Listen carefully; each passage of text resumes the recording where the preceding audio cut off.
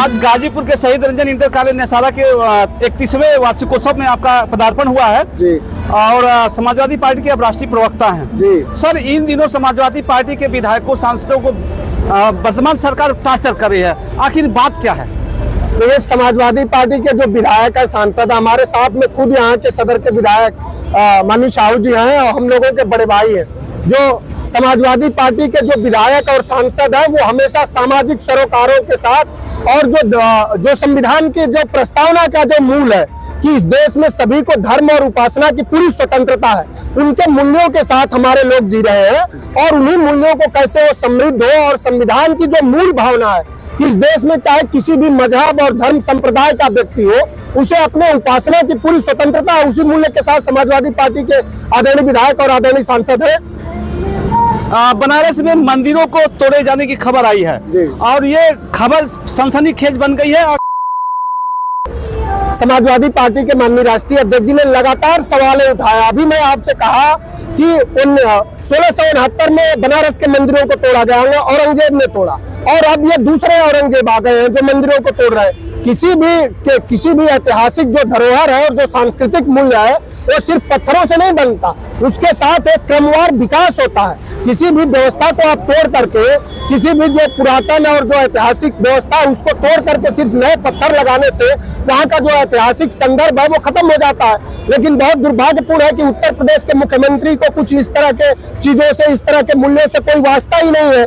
वो दूसरे के सिखाए बताए बातों पे चलते हैं। अगर उन्हें बनारस के सांस्कृतिक धरोहरों का और मूल्यों का जरा भी ज्ञान होता तो उत्तर प्रदेश के मुख्यमंत्री बुलडोजरी न्याय को न्याय नहीं मानते।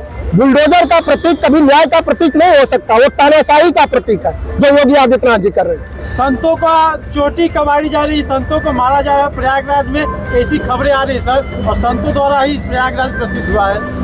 तो संतों का तो जब आप उसका धार्मिक, अब हम लोग बहुत धार्मिक व्यक्ति, धार्मिक जानकारी नहीं है, लेकिन जब आप जानकारी करिए, गूगल करिए कि महाकुंभ का आयोजन ही शंकराचार्यों ने शुरू कराया था, तो आप सोचिए संत के बारे में तो ये कहा जाता है कि संत ने छोड़े संत ही कोटिक मिले संत, अमले भुजंग दिया शीतलता ने तजंग। और योगी आदित्यनाथ कैसे संत है? वो सोम कालनेमी है। कालनेमी भी साधु का भेष पकड़ करके हनुमान जी को रोकना चाहता था। उसी तरह वो देश के आध्यात्मिक और सामाजिक आर्थिक विकास को रोकना चाह रहे हैं। उत्तर प्रदेश में कालनेमी ही राज कर रहे हैं। उस कालनेमी का जब आदरणीय विधायक जी दूसरे बार बड़े मतों से और पूरे उत्तर प्रदेश में जब समाजवादी पार्टी की सरकार बनेगी तो कालनेमी व्यवस्था का अंत होगा, बुलडोजरी न्याय का अंत होगा। बलिया के सांसद समाजवादी पार्टी के सनातन पांडे को प्रशासन द्वारा रोका गया है और कुछ इस तरह के व्यवहार भी किए गए हैं जो उचित नहीं थे। दुर्व्यवहार करने की तो शासन में हिम्मत नहीं है जी कि हमारे सांसद और विधायक के साथ दुर्व्यवहार करें जी। हाँ, वो बनारस जाने से रोक दिए और फिर उसके बाद समाजवादी पार्टी के जितने कार्यकर्ता थे, जिन लोगों को पता लगा, उन लोगों ने तुरंत टोल प्लाजा पर पहुंच करके जबरदस्त धरना करने का काम किया। आखिर रोकने का वजह क्या था? अरे सनातन की सरकार है और सनातन पांडे सांसद को रोक दिया गया। आप लोग, हमारे नौजवान बोलते हैं जब जब जोगी डरता है तब तक पुलिस को आगे करता है। जोगी जी समाजवादी पार्टियों के कार्यकर्ता नेताओं से डर चुके हैं और पुलिस को आगे करके हम लोगों को रोकने का काम किए। सनातन को मानने वाले थे, लेकिन सनातन के लोगों ने सनातन को ही रोक दिया, ऐसा क्यों?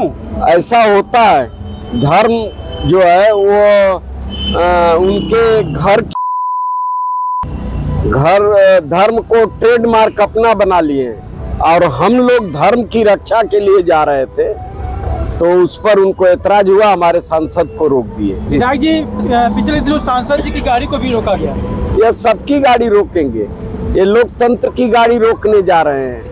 ये मनुस्मृति लागू करना चाहते हैं, वो हम लोग होने नहीं देंगे।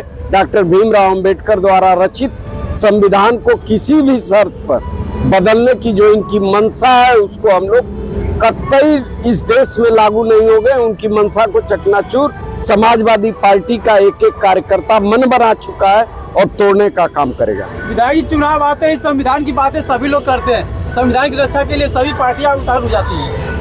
आपको अभी शक है, लगता है कहीं बाहर से आ रहे हैं। लोकसभा के चुनाव में पार्लियामेंट मेंबर, वर्तमान उस समय के पार्लियामेंट मेंबर अजय सिंह लल्लू ने कहा था कि 400 जिस दिन मिलेगा उस दिन हम संविधान को बदल डालेंगे। यह बात आप लोगों के नहीं समझ में आती है, इस बात को आप गौर करिए।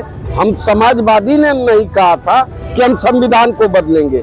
हाँ, समाजवादी ने कमर कस के पार्लियामेंट के चुनाव में लड़ा और भारतीय जनता पार्टी का उत्तर प्रदेश से पलायन करने का काम किया। धन्यवाद सर।